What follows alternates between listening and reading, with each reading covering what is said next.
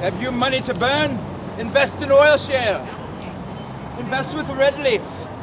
Come on. We're gonna cook rocks to make oil. We'll be cooking rocks. It's real. We'll really cook rocks and get oil.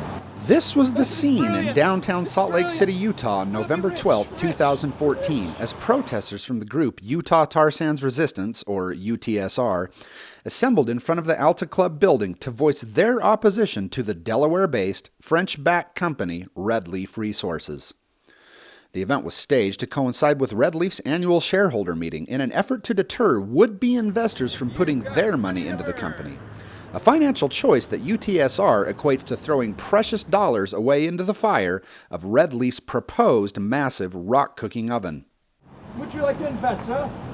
We're investing in oil shale with Red Leaf Corporation. If you have money to burn, you could invest with us. Come on, we're all throwing our money in the fire. Do you have money to burn? Invest in oil shale. Invest with Red Leaf. The protest was also intended to voice opposition against dirty fossil fuels as a whole, as well as the company's oil shale strip mining project, currently underway in its preliminary stages in northeastern Utah. Oil shale and tar sands mining are considered to be the nastiest and most carbon-intensive means of fossil fuel extraction on the planet. And when it comes to these toxic, bitumen-loaded deposits, nobody in the known world has more than Utah and Colorado. It has recently been calculated that the formations adjoining these two western states hold an oil sands reserve about 25 times the size of Canada's Alberta project. Up to 4 trillion barrels of oil are now estimated to lie in wait between Utah and Colorado. And for you economists out there, that's more petrol than has been used in all of human history to date.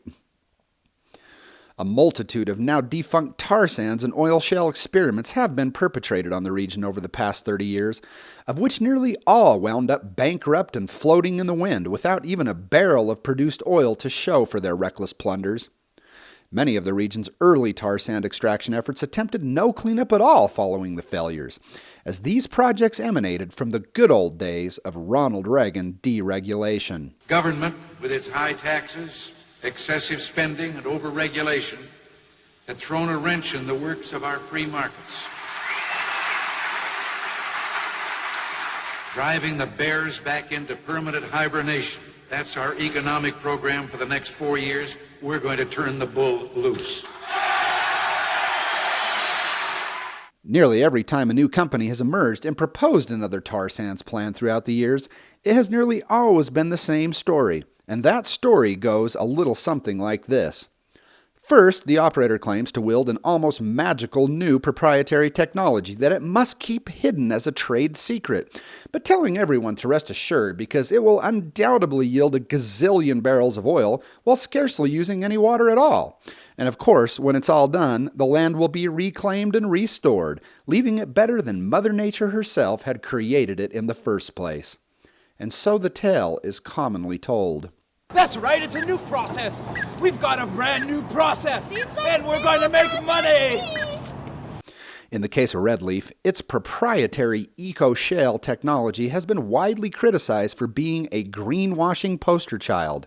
In essence, the company intends to construct a massive rock-cooking kiln in the earth itself, where shale-containing deposits will be heated using fracked gas to about 700 degrees for a period of months or even years, in hopes of eventually harvesting extracted liquid hydrocarbons out of what UTSR is now saying would constitute the world's largest oven.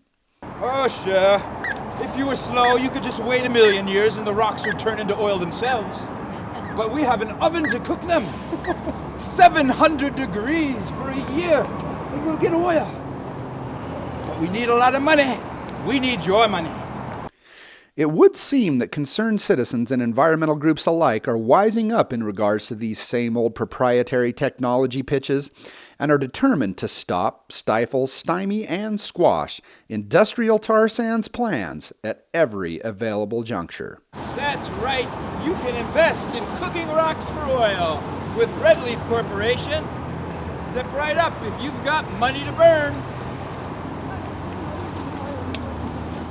Just keep throwing it into the oven if you've got money to burn. For EnviroNews Utah, Emerson Uri, Salt Lake City, Utah.